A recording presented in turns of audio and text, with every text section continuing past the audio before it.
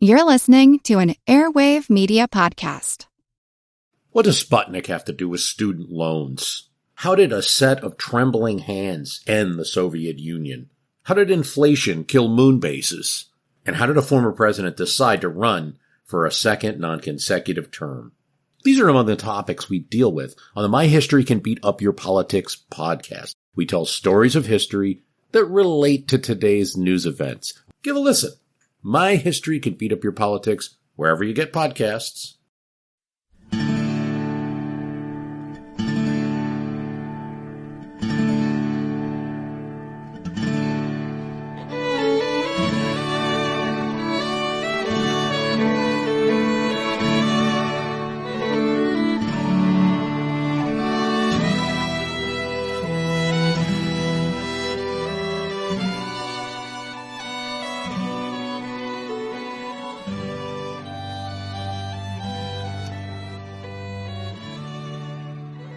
Hey everyone, thanks for tuning in to episode 282 of our Civil War podcast. I'm Rich. And I'm Tracy. Hello y'all. Welcome to the podcast. As y'all recall, we spent much of the last episode talking about William Tecumseh Sherman's defeat at Chickasaw Bayou, north of Vicksburg, at the end of December 1862. With this show, we'll pick right back up with the story, with what happened in the immediate aftermath of the battle. Well, on December 30th, the day after Chickasaw Bayou, John McClernand arrived in Memphis and discovered that Sherman had gone down the Mississippi River 10 days earlier with the troops that he, that is McClernand, had raised and thought he would command. So McClernand set out in pursuit, correctly convinced that he had been outmaneuvered by a clique of West Pointers. He caught up with Sherman at Milliken's Bend and learned of the defeat at Chickasaw Bayou. The next day, January 4th, 1863, McClernand assumed command of what he called the Army of the Mississippi. For the next few weeks, McClernand acted as though he was an independent army commander, which is precisely what he considered himself to be. Remember, due to an unfortunate breakdown in federal communications, McClernand was unaware that he was now merely the senior corps commander in Ulysses S. Grant's Army of the Tennessee. At any rate, another assault against the Walnut Hills was out of the question, so McClernand, Sherman, and David Dixon Porter, the federal naval commander, decided to attack the Confederate position at Arkansas Post, which back in the olden days was also apparently called the Post of Arkansas. But anyway, it was an old settlement along the lower Arkansas River. A short time earlier, Confederate forces at the mouth of the Arkansas had captured an unescorted Union transport on the Mississippi River that was carrying coal and ammunition, and that set off alarm bells in the Union High Command.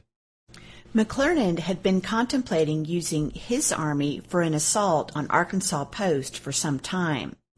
And now, following the loss of the transport, he decided to descend on the rebel position with his entire force in order to eliminate the threat to the Union line of communications and supply on the Mississippi.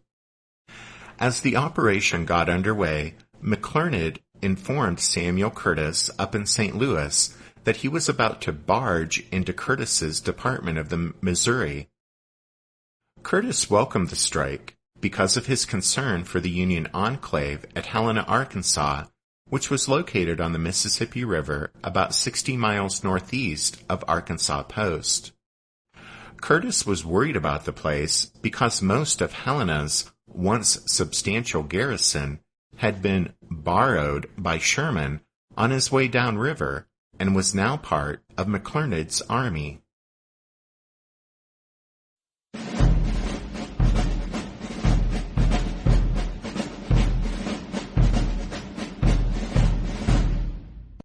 When the Union gunboats and transports steamed away from Vicksburg under a cloud of sooty smoke, the Confederates were delighted and relieved.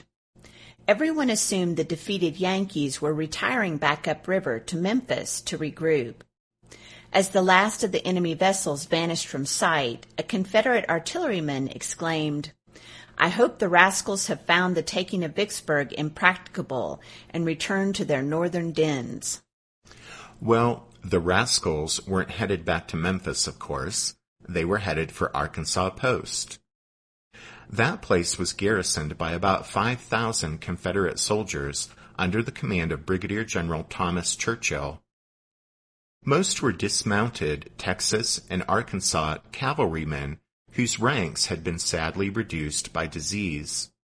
In fact, fewer than 3,000 of them were healthy enough to shoulder a weapon, and most were equipped with short-range carbines and shotguns instead of rifles. The key to the Confederate position was Fort Hindman, a square earthen structure located on the northwest side of a hairpin curve in the Arkansas River.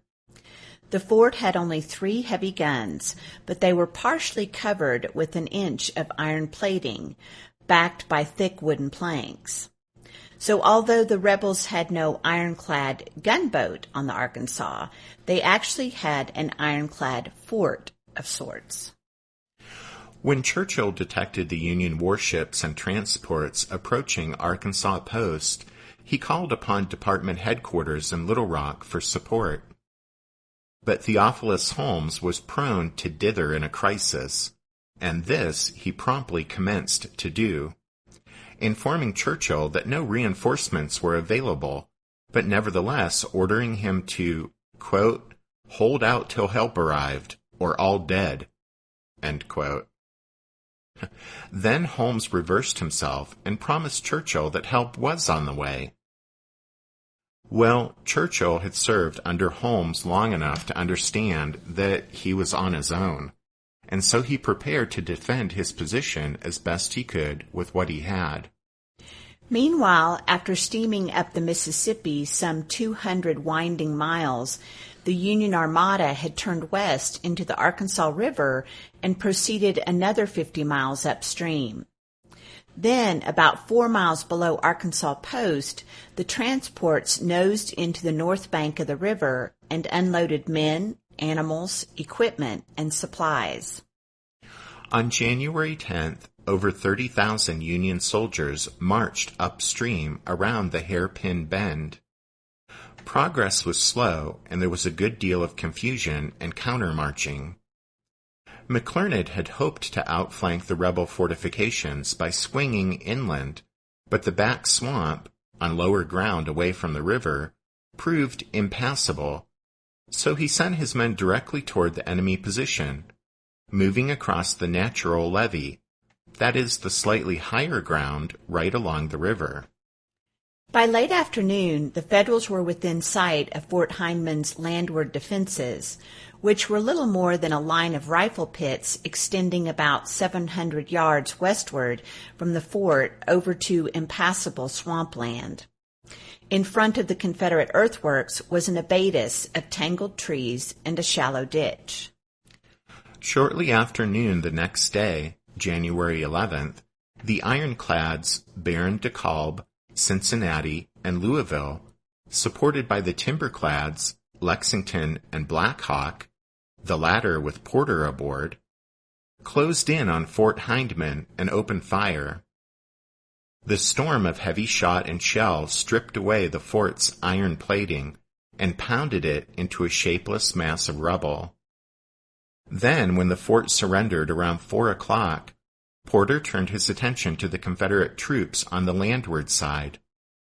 He directed the Tinclads, Rattler, and Glide, and the ram Monarch to squeeze past obstructions in the river and fire into the exposed rear of the rebel infantry's position. While Porter's gunboats hammered Fort Hindman, McClernand's troops stormed the fortifications. Sherman's 15th Corps was deployed on the Union right, and on the left was McClernand's 13th Corps, led by Brigadier General George Morgan. Because the approach to the Confederate works was constricted between the river and the swamp, only about 1/3 of the Federal infantry actually got into the fight. The brunt of the battle was borne by the divisions of Brigadier Generals Frederick Steele and Andrew Smith. The Federal attack began in fine style, with massive infantry formations surging across the muddy ground. A soldier in the 25th Iowa recalled every man in his regiment, quote, running with all his might, half drunk with excitement, and yelling as loud as possible. But this fierce-looking array did not stop the rebel balls. End quote. And indeed, when the long lines of blue-clad troops came within range of the Confederate defenders, a, quote, blaze of fire flashed like lightning along the rebel line. The storm of bullets, buckshot, and canister felled hundreds of Federals and brought the advancing lines to a halt. For a few terrible minutes, it seemed like Chickasaw Bayou all over again. But here the Union troops, encouraged by their officers, reformed their lines and continued the assault. About the time the Federals reached the shelter of the ditch in front of the Confederate works, Fort Hindman ceased firing, and Porter's ships began shelling the Confederate infantry from behind. The Yankee troops saw white flags suddenly and unexpectedly flutter into view here and there along the rebel line. The Confederate commander, Churchill, was as surprised as the Yankees. The white flags were unauthorized, but once they started to wave, the damage was done. Firing sputtered to a stop as puzzled Confederates lowered their weapons. Taking advantage of the enemy's confusion and determined to seize the moment, Federal soldiers scrambled up out of the ditch and disarmed the defenders before they could change their minds. The Battle of Arkansas Post, wrote a Texan, was, quote, as fierce an engagement of 6 hours as has occurred during the war, end quote. And it certainly must have seemed like it to those involved in the clash.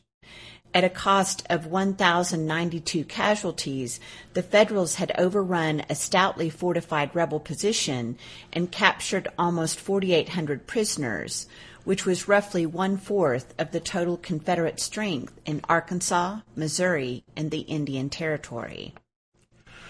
Sherman observed that, quote, Vicksburg is going to be a hard nut to crack, but I think our affair at the post of Arkansas will help some, end quote. And he was right. The loss of Arkansas Post struck the reeling Confederate establishment in the Trans-Mississippi a hard blow. It removed any potential threat to the Union lines of communication and supply on the Mississippi River, cost the rebels troops they couldn't afford to lose, and opened the Arkansas Valley to invasion. The defeat also extinguished any lingering hope that Jefferson Davis might work up the political courage to order Holmes to send reinforcements to Vicksburg. With Missouri gone and Arkansas and Louisiana going, the security of Vicksburg must now depend solely on Confederate resources east of the Mississippi River.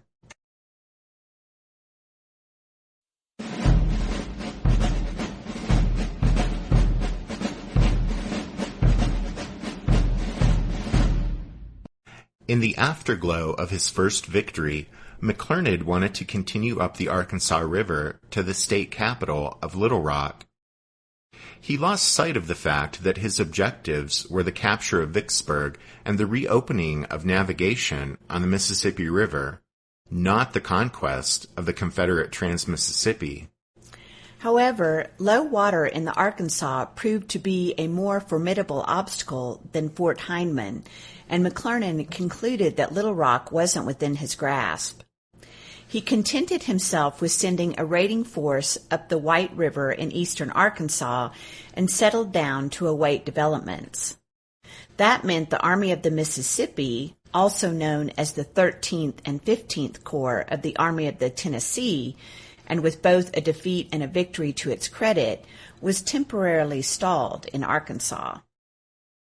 Meanwhile, when Grant had learned of the defeat at Chickasaw Bayou, he'd hurried preparations to move McPherson's corps down the Mississippi to join Sherman.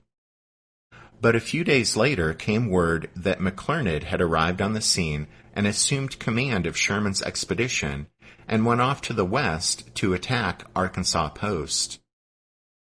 At this, Grant irritably informed Halleck that McClernand had, quote, gone on a wild goose chase to the post of Arkansas, end quote.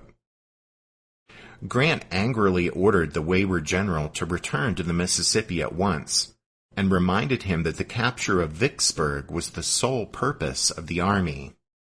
But then Sherman informed Grant that there were actually sound military reasons for the attack on Arkansas Post, and that he and Porter had approved of the expedition. Well, this information from Sherman put things in a different light for Grant, and combined with a fuller understanding of the magnitude of the Union victory, caused Grant to tone down his criticism of McClernand. Sherman concluded his letter with a plea for Grant to take personal command of the expedition, but he need not have worried. Grant was already on his way, arriving at the mouth of the Arkansas River on January 18, 1863, and assuming command from a very unhappy McClernand. McClernand's short-lived Army of the Mississippi was no more, but Ulysses S. Grant's Army of the Tennessee was about to return to Vicksburg.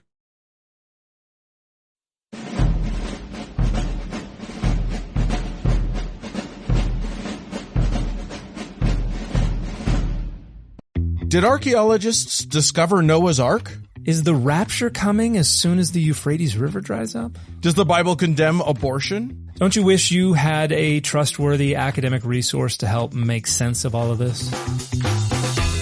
Well, I'm Dan Beecher, and he's award-winning Bible scholar and TikTok sensation Dr. Dan McClellan, and we want to invite you to the Data Over Dogma podcast, where our mission is to increase public access to the academic study of the Bible and religion, and also to combat the spread of misinformation about the same. But, in a fun way. Every week we tackle fascinating topics. We go back to source materials in their original languages. And we interview top scholars in the field. So whether you're a devout believer, or you're just interested in a clear-eyed, deeply informed look at one of the most influential books of all time, we think you're going to love the Data Over Dogma podcast, wherever you subscribe to awesome shows. What's something you learned in history class that you feel wasn't the whole truth? Better yet, what's something you didn't learn at all that was omitted completely? That's what I'd like to call redacted history.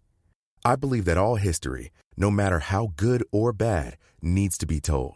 There are wars, massacres, battles, and entire historical events that are just not in our school's history books. Have you ever heard of Mary Bowser? I didn't think so. My name is Andre White, the host of the Redacted History Podcast, the place where history's forgotten events, heroes, and villains get their story told, one episode at a time. So come huddle around the campfire with me and get ready to hear the stories that you were robbed of. And get comfortable. We're going to be here a while. The Redacted History Podcast. Real history never dies. Stream the Redacted History Podcast on Apple Podcasts, Spotify, or wherever else you get your podcasts. The Army of the Tennessee returned to Vicksburg at the end of January 1863. McClernand's and Sherman's troops disembarked at Young's Point, Milliken's Bend, and other locations on the west bank of the Mississippi above DeSoto Point. McPherson's corps landed farther upriver near Lake Providence in extreme northeast Louisiana. The weather was abysmal. Cold rain fell for days on end and transformed the low-lying landscape into a vast swamp. Union soldiers pitched their tents atop the narrow levee next to the Mississippi River, or on the occasional islands of slightly higher ground that dotted the waterlogged countryside. The result was an archipelago of misery. Wells and latrines were impossible, so soldiers drew drinking water and relieved themselves at random along the muddy shorelines. Not surprisingly, illnesses of every description swept through the miserable camps. A soldier in the 67th Indiana said, "Some have the chills and a good many the diarrhea, and none of them seem to be in very good spirits." Hundreds of men died within weeks. With so little of the landscape above water, the living shared the high ground with the dead. A man in an Iowa regiment reported, "The levee for long distances is full of new-made graves. This is a hard place for a sick man. He must have plenty of grit or die." On one occasion, the river rose over the levees and forced thousands of men and animals back aboard the transports, which tied up to treetops or steamed around aimlessly until the land reappeared. The situation gradually improved as the Federals adjusted to their amphibian existence. But throughout February and March, newspapers in the Midwest received a stream of mildewed letters from demoralized soldiers telling of the dismal state of affairs. Editors and politicians far from the scene grumbled about military incompetence and demanded that changes be made. The chorus of complaints eventually reached the ears of those in the highest levels of the Lincoln administration. By this time, Halleck had overcome his initial jealousy and doubts about Grant and was solidly in his corner. However, Secretary of War Edwin Stanton was not yet convinced Grant was the man for the job. It requires some effort to recall that in early 1863, roughly halfway through the war, Grant's record was decidedly mixed. His early victories at Forts Henry and Donelson had been followed by the near disaster at Shiloh, the fiasco at Holly Springs, and the failure at Chickasaw Bayou. Equally disturbing were persistent reports of alcoholism. And so, with the Army of the Tennessee stuck in the mud in front of Vicksburg, Stanton wanted an independent observer to report on the progress of the campaign and on the qualities of the commanding general. The man he chose to send west was Charles Dana. Dana was a former prominent newspaper journalist and editor who had worked for and been fired by Horace Greeley of the New York Tribune. Dana owed his job at the War Department to Stanton, who had hired him as an assistant after Greeley had terminated the outspoken managing editor of the Tribune for his zealous editorials defending Stanton. Now, as a civilian at the War Department, Dana was a self-styled military expert, and Edwin Stanton's wishes were his command. And what Stanton wished in early 1863 was to know about Ulysses S. Grant. When Grant learned what Stanton was up to, he shrewdly decided to make Charles Dana an unofficial member of his staff. That meant that instead of observing matters from the outside, a pleasantly surprised Dana found himself very much part of Grant's headquarters' inner circle, and he soon shed all traces of objectivity. He sided with Grant against McClernand, and in the months ahead would convince Stanton that despite the often discouraging outcome of Army and naval activities in front of Vicksburg, it was only a matter of time before Grant succeeded in wresting control of the Mississippi from Confederate hands.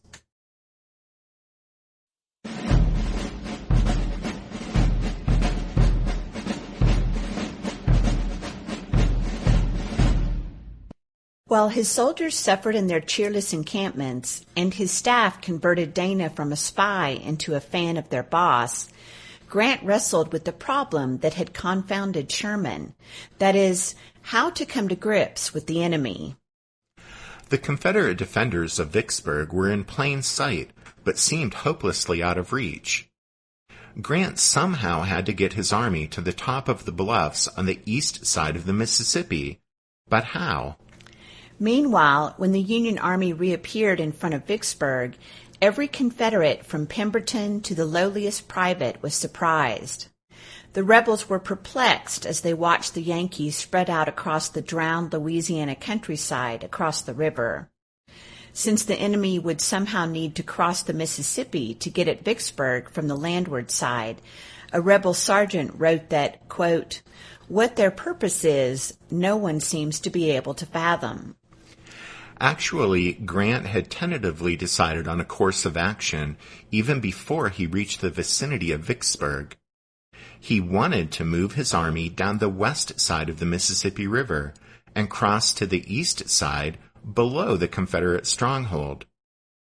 For the time being, however, such a move was impossible. The alluvial plain of the Mississippi was awash as a result of the winter rains, and the spring floods would only make matters worse. Stymied by nature as much as by the Confederates during the first 3 months of 1863, Grant explored a variety of options that offered at least some possibility of immediate success. Nonetheless, through it all, he never lost sight of the opportunities presented by a move to the south. For the time being, though, Grant had to face the fact that his Army of the Tennessee, rushed downriver in such haste in December and January, was marooned on the Louisiana shore until April at the earliest. Local roads were submerged, which meant that if Grant was to move his army anywhere during the first quarter of the year, he would have to make use of the expanse of water and backwater byways extending for miles in all directions across the Mississippi Valley. Fortunately, the presence of Porter's Mississippi Squadron and a fleet of transports gave Grant an enormous potential mobility. So how could he make use of his command of the water? The most direct course of action would have been to crowd everybody back aboard the transports, race around DeSoto Point, and storm Vicksburg. The Confederates had anticipated this possibility, however, and fortified the city's waterfront. Because an amphibious assault against a fortified shoreline was beyond the capability of 19th century armies, Grant didn't seriously consider such a move.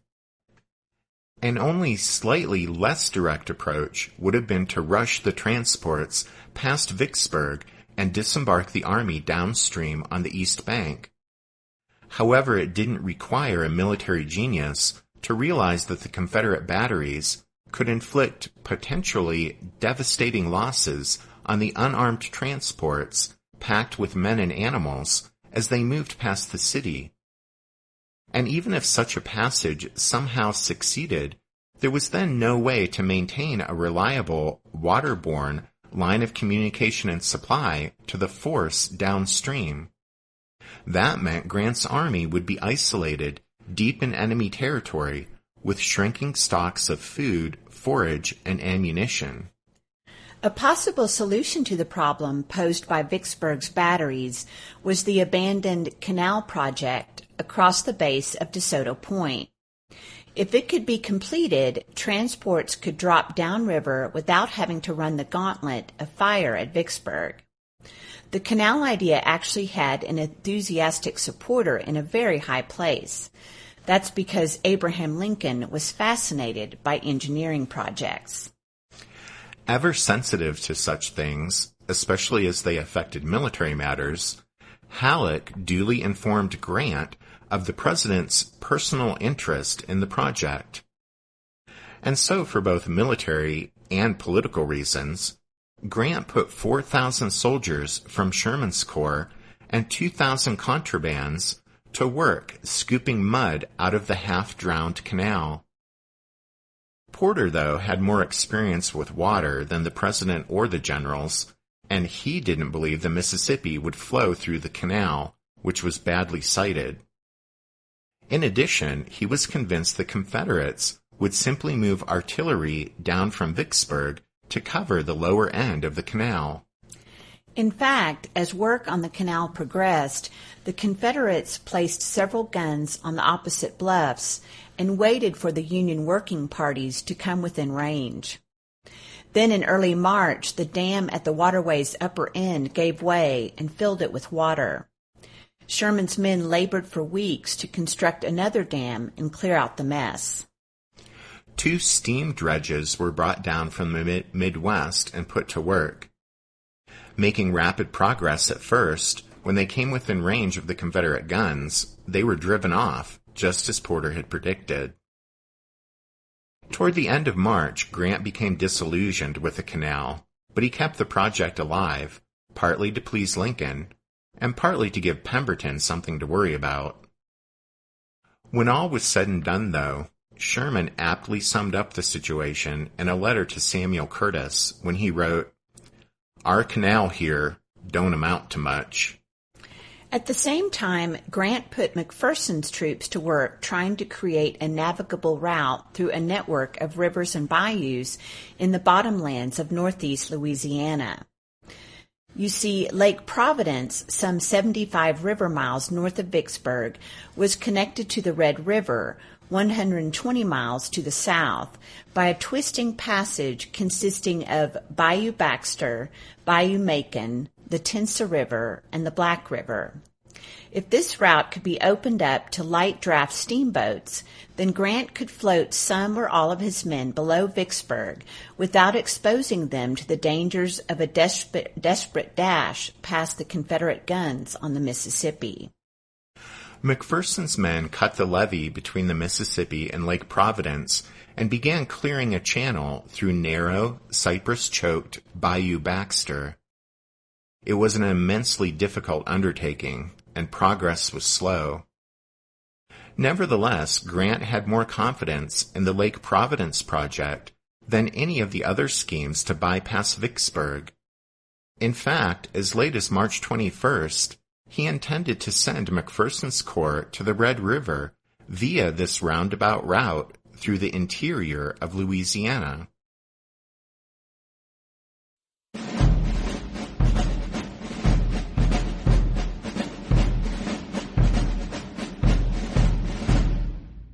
While those Union engineering projects were underway, heavily laden Confederate steamboats continued to shuttle back and forth on the Mississippi and Red Rivers. Porter decided to send a portion of the Mississippi Squadron down into the Vicksburg-Port Hudson corridor and halt this rebel river traffic. Porter directed 19-year-old Colonel Charles Rivers Ellet, yes, yet another of the Ellets, to pass Vicksburg in the ram Queen of the West and patrol the river beyond. Young Ellet was to capture or destroy every vessel he met and generally wreak havoc on Confederate riverborne commerce. Porter was reluctant to send down any of his trusty but cumbersome city-class ironclads, fearing that if the underpowered Turtles went below Vicksburg, they would never get upriver again. Although Queen of the West was lightly armed, she was sturdy and fast, and Porter felt confident Ellet could run away from any danger. The operation got off to an auspicious start.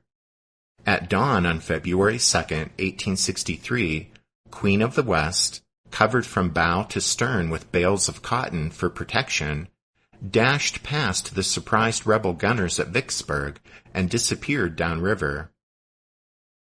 For a few exhilarating days, it seemed that Ellet might single-handedly sever Confederate ties to the Trans-Mississippi.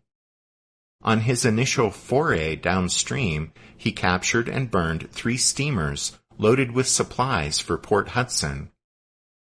On February 5th, Ellet returned safely to the downriver side of DeSoto Point, which was occupied by Sherman's canal diggers.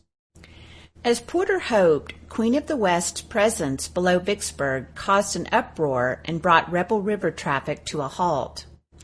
When news reached Natchez that a Yankee gunboat was on the loose, every vessel on the waterfront raised steam and fled up the Red River.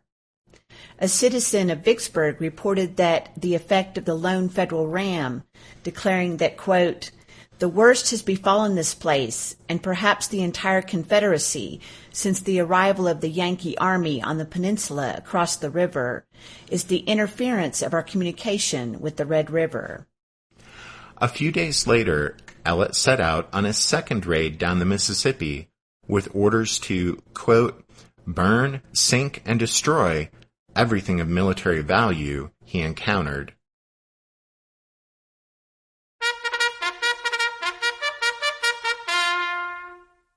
That means it's time for this episode's book recommendation.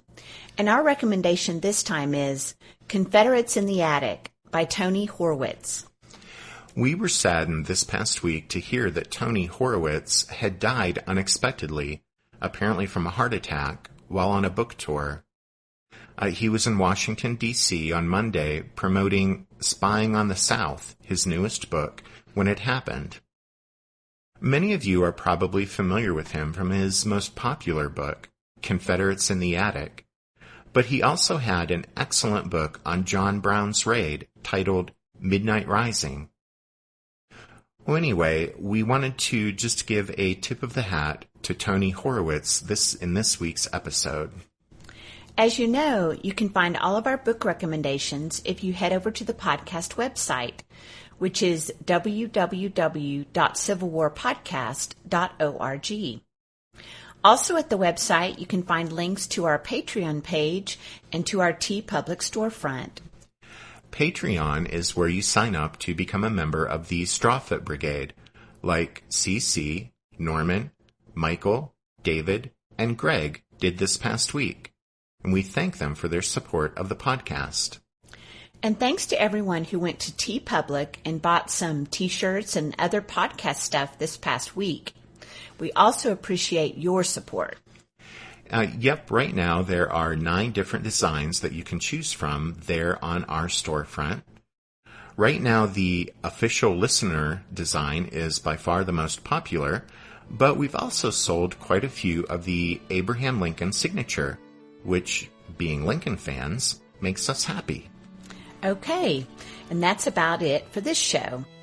Thanks for listening to this episode of The Civil War, 1861 to 1865, a history podcast. Rich and I do hope you'll join us again next time when we'll continue with the VICKSBURG story arc.